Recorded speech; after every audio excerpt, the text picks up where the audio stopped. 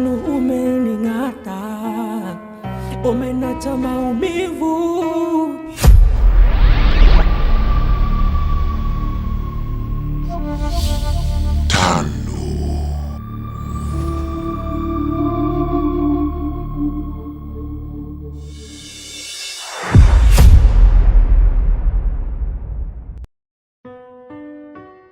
Najua Hindu, wewe ni mwanamke ni mzuri sana kwenye hiki kijiji chetu, na uzuri wako unawavutia wanaume wengi sana, na isikose hata mimi. Kwa kifupi Hindu, nimetoka kukupenda.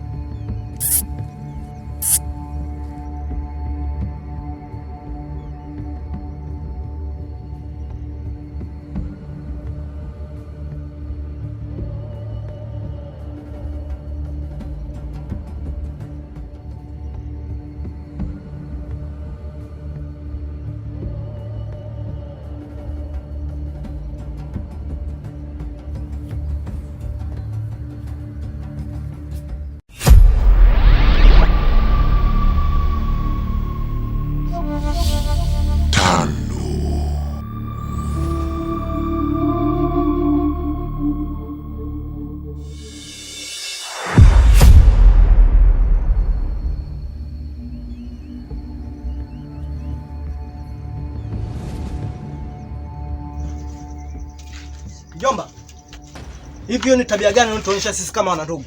Unakumbuka tulikutafutia mchumba ili uolewe ukae kwenye maisha mazuri. Hivi wewe ni nani leo kukuta pale msimamo nao bondeni? Ha? Nani wewe leo kukuta msimamo nao pale bondeni? Sasa hiyo tabia yako uliyoanza saa hizi, subiri baadaye nakuja kumwambia babako. Nakuja jioni kwa ajili yako. Na wale wako nisikukuta. Mjomba.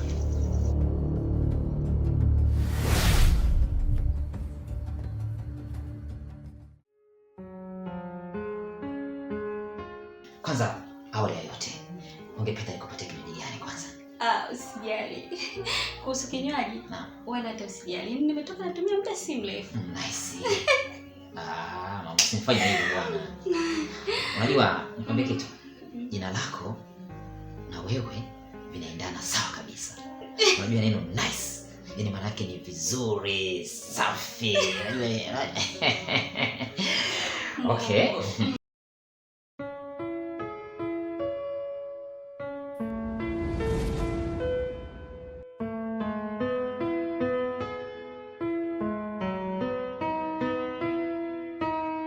Sumu kali imetanda ndani ya moyo wangu, tano umening'ata, umenacha maumivu.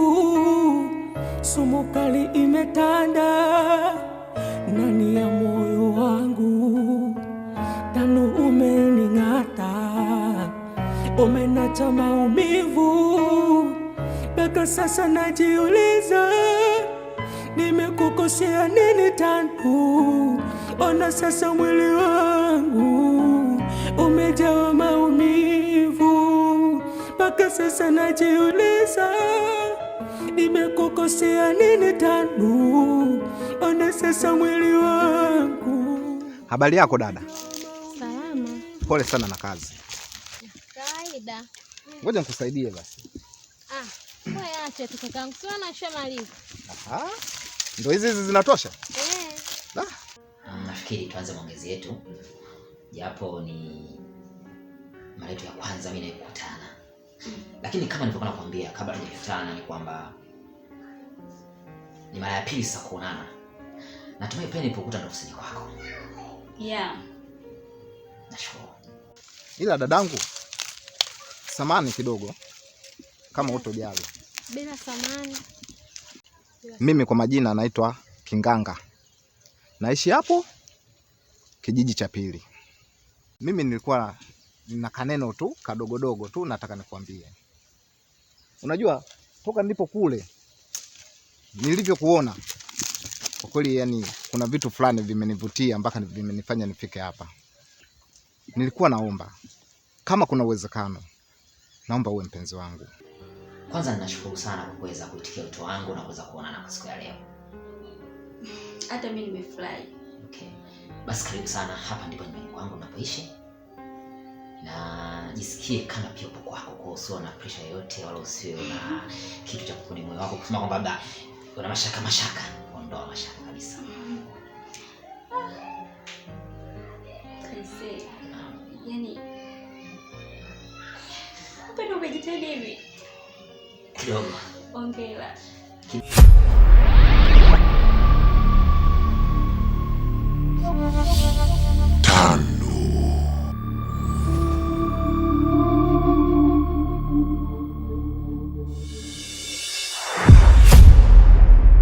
Sikia nikwambie kitu we kaka.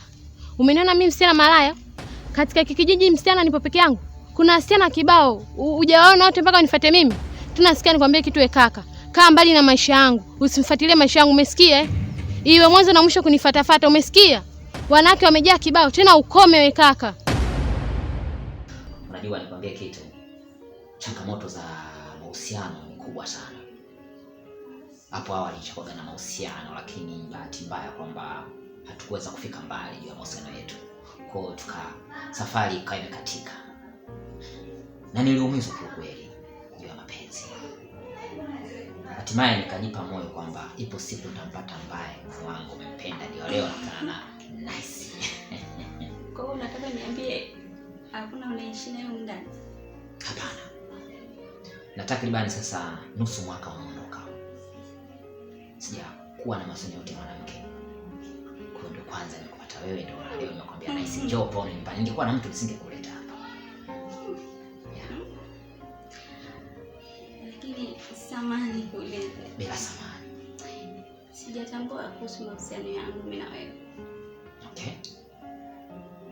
Hivi ni ya endelevu au ya muda mfupi? Swali lako zuri sana nice. Sumuni la mimi kukutafuta na kukuambia njoo hapa. Ninahitaji tuwe na mapenzi endelevu.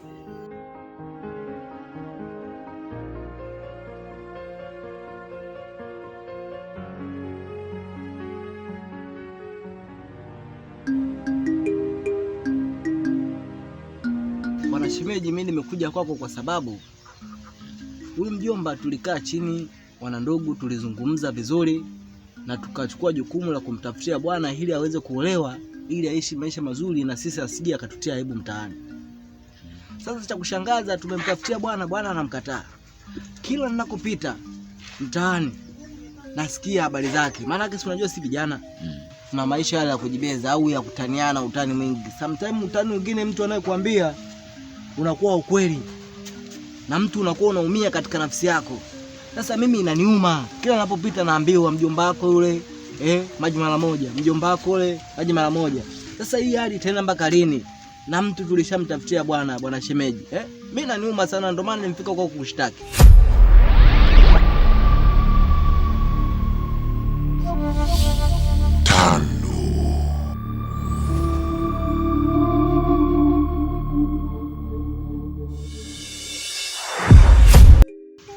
Bwana shemeji, mimi hili swala nimekuja kushtaki kwako na hili swala nakuachia wewe. Mimi sitakuja kumfuatilia tena na sitakuja kufanya tena kitu chochote. Mimi nitakalo mkuta mimi nitajitoa hata kama nikipata lawama. Nasema hivi, huyo mwanamume ulompenda wewe mimi simpendi. Simtaki. Ila baba,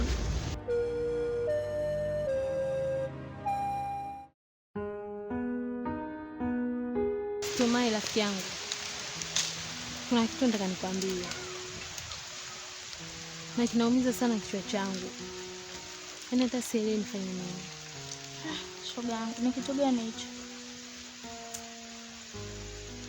Sina mjanja. Nampenda sana, nampenda. Ishu nyumbani, baba hataki, mjomba hataki. Yaani wewe mjomba ndio usiseme kabisa ni. Sasa hataki kati wewe ndio ulimpenda. Sikiliza nikwambie rafiki yangu. Mapenzi sasa hivi hayachaguliwi.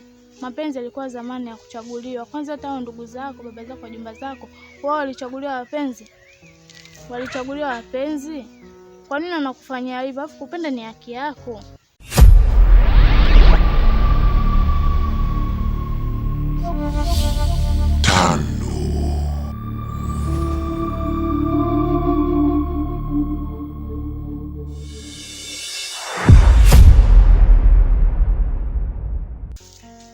Sikiliza rafiki yangu Indo, mimi na ushauri, pigania penzi lako mpaka ufanikiwe. Basi sawa rafiki yangu, kwa hilo uloniambia na jinsi nilivyompenda Nyanjala, lazima nitasikiliza ushauri wako. Siwezi kumwacha, yaani nitang'ang'ania mpaka wewe wangu. Hakika fanya hivyo shoga yangu.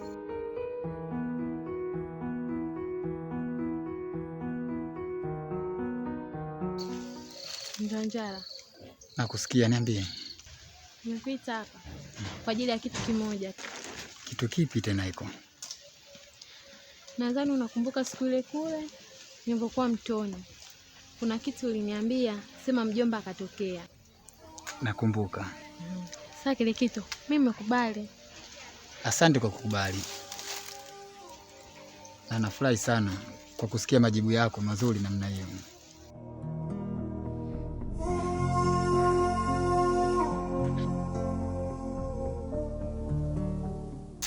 Tumai rafiki yangu, tangulia anakuja.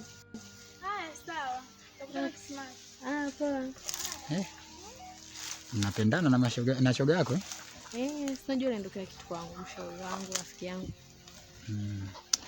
Basi sawa. Mbele yangu kiza, nyuma yangu kiza, mwezi umekosa nuru. Mbele yangu kiza, nyuma yangu kiza, mwezi umekosa nuru.